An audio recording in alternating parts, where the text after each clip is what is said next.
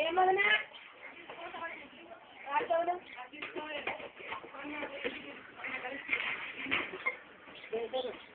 అట్లే ఉంటే మేమే పడుకోన్నా స్థలం లేదక్క నువ్వు లేసా వాసన కైనట్లుంటావా లేదు అది అప్పుడు మా మొగదో కాదు ఇంకా దానికి కూడా గొర్రెలక్క ఇదే మాది